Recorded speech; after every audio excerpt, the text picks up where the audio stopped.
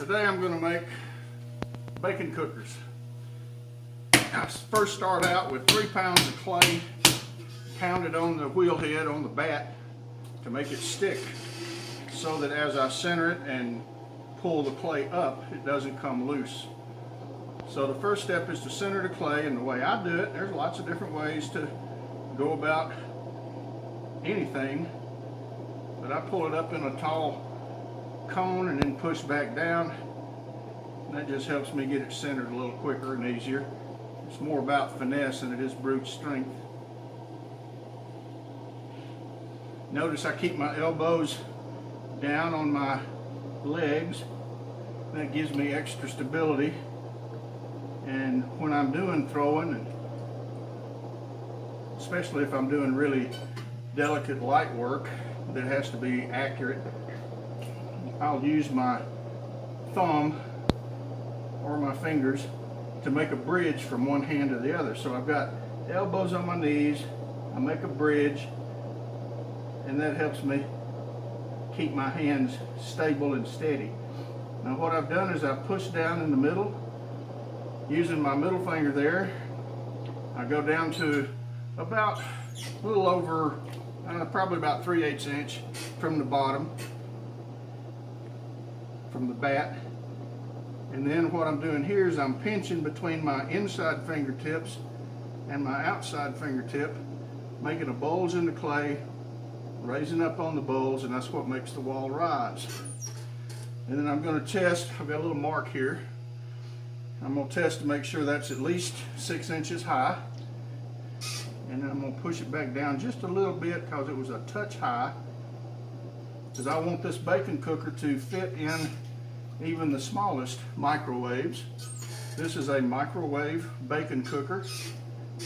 You drape the strips of bacon over the rim like that, and put it in the microwave, and roughly about a minute per slice is about right. Of course, everybody likes their bacon different, so if that doesn't come out perfect for you, then add or subtract and figure out what works for you. Now what I'm doing is I'm making the little pan down at the bottom. I'm doing the same thing, making a bulge in the clay and just lifting up on the bulge. That makes the wall rise. I don't do a lot of trimming on the bottoms. I do trim the bottoms of these, but to make it easier when I do that tomorrow, I will cut off a lot of this excess right here and do some of the rounding on the wheel. That's much quicker than trimming it on the Giffen grip tomorrow. Then I use my sponge to get all the water out. If I leave any water in the bottom, it'll probably crack as it dries out. So we get all of this slop, we call it slip or just water. Sometimes it gets pretty thick, but right now it's mostly water. And we get all that out from inside.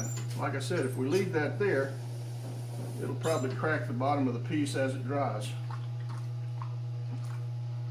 I use my thinner sponge to get down here in the drip pan, smooth off and round this rim up here too. And I want to double check the width. I like for it to be roughly about 4.5 inches wide. It's a touch skinny, so I'm going to flare it out just a little bit. Make sure the walls are nice and straight. Perfect. Then what I do is I cut it loose with a wire. This is a wire on 2 sticks, very sophisticated piece of equipment. Pull it underneath and that cuts it loose.